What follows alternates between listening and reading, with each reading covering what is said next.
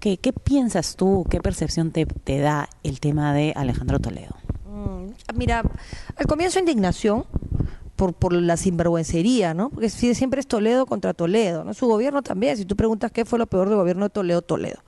Entonces, siempre metido en líos con la familia, con las chicas, el alcohol, el avión parrandero, nos quedamos en avión presidencial porque se convierte en... Entonces, tú mira el gobierno de Toledo, todas las críticas eran él y sus conductas pues licenciosas, no sé, este estilo tan peculiar que tiene de mentir frente a lo evidente, pero hizo un buen gobierno y eso no podemos negárselo. En materia de derechos humanos se avanzó muchísimo durante el gobierno de Toledo.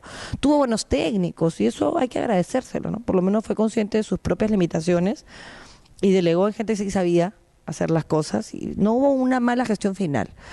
Pero nuevamente empieza con lo mismo, negar a su hija, ¿no? Pero además de la forma como lo hizo y jurando frente a su hija. Yo volví a ver en una entrevista de Beto Ortiz las declaraciones de él frente a Chantal y de verdad me daban ganas de ahorcarlo. Porque soy mamá, ¿no? Entonces someter a tu hija a que tu hija diga en público y a nivel nacional yo no necesito pruebas porque le creo a mi papi, era pues para ahorcarlo, ¿no? Y así mil.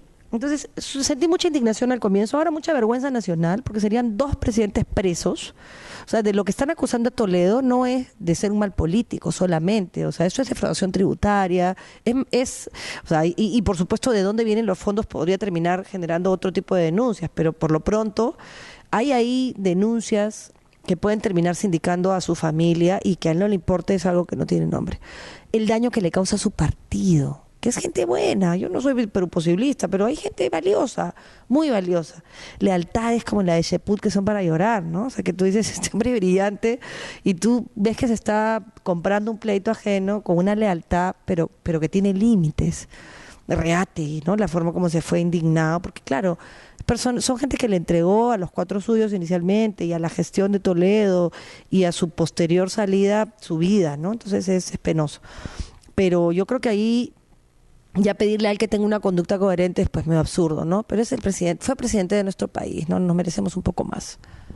Marisol, en el diálogo que ha llamado el gobierno y al cual se han juntado algunas fuerzas políticas, a veces pareciera de manera obligada, ¿cómo lo ves tú? ¿Tú crees que esto va a prosperar si lo vemos en materia de lucha contra la corrupción?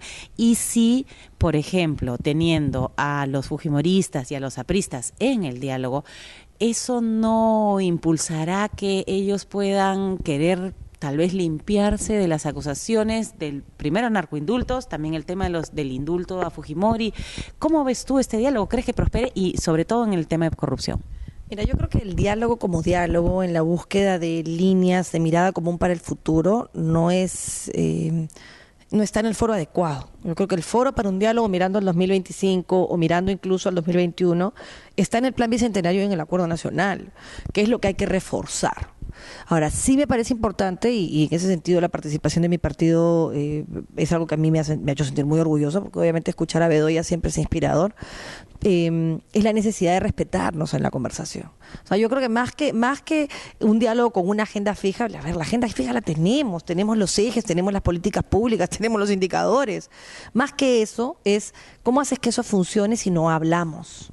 Entonces es un diálogo que nos obliga a recordar que tenemos acuerdos comunes en los que el APRA no participó en su momento. O sea, no nos hagamos los locos que esta conducta de no al diálogo no es nueva, ni es por la culpa de Humala, ni por la culpa de su conducta, porque claro, en su momento eran gobierno y no les interesaba participar de una mesa, pero sí es importante que en tiempo de paz no electoral, en la que tenemos un camino común y un destino común, nos sentemos a ver qué queremos para el Perú.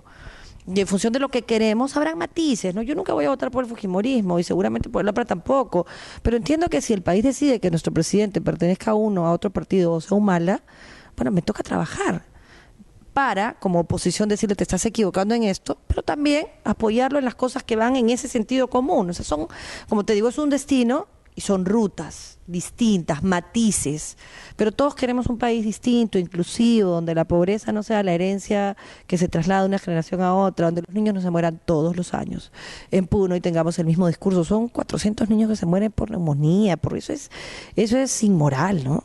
Y estar discutiendo sobre si voy o no voy hace que esas situaciones graves se conviertan en permanentes, porque estamos en en ver qué cosa me puede ayudar un poco más a subir un punto en mi encuesta. Y de verdad que para eso uno no debiera hacer política.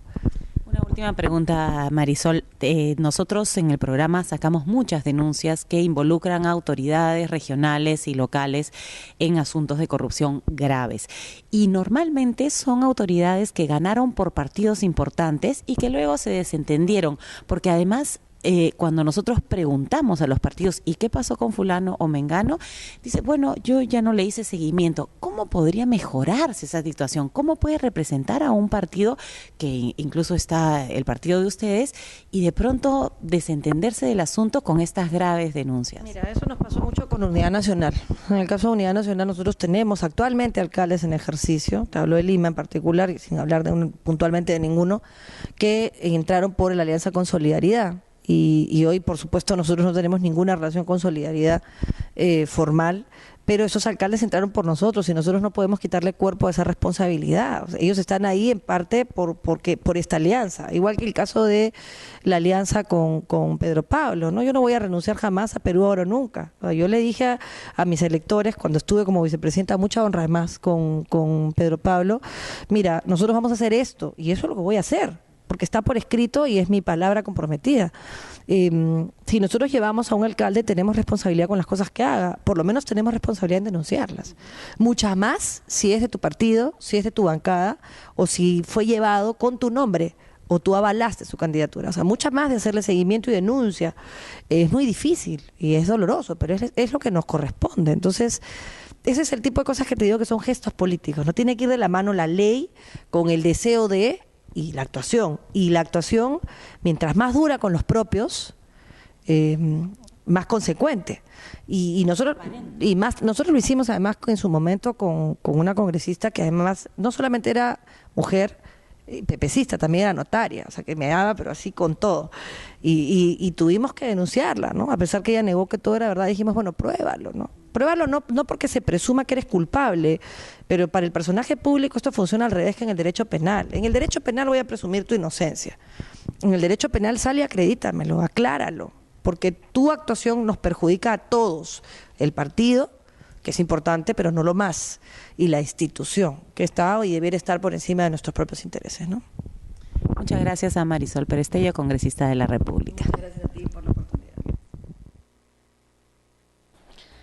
Gracias a la congresista Marisol Perestello por recibirnos en esta entrevista que hemos podido conversar sobre diversos temas relacionados a estos asuntos de corrupción que preocupan a los peruanos.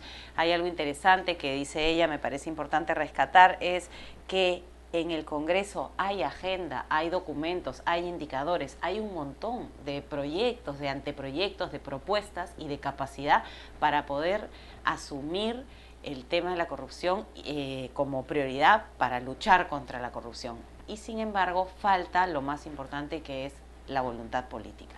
Esto esperemos que, lo hemos visto, ha sido un remesón la encuesta en el sentido de que ha removido los partidos, y esperemos pues que se pongan las pilas y empiecen a trabajar contra esta lacra que realmente afecta muchísimo el desarrollo de nuestro país. Ya no nos queda más tiempo sino para despedirnos, amigos, y no se olviden de escribirnos a poderciudadano@proetica.org.pe con sus denuncias o con lo que quieran comentarnos sobre el programa o sobre lo que sucede en los lugares donde viven. Muchas gracias y hasta el próximo.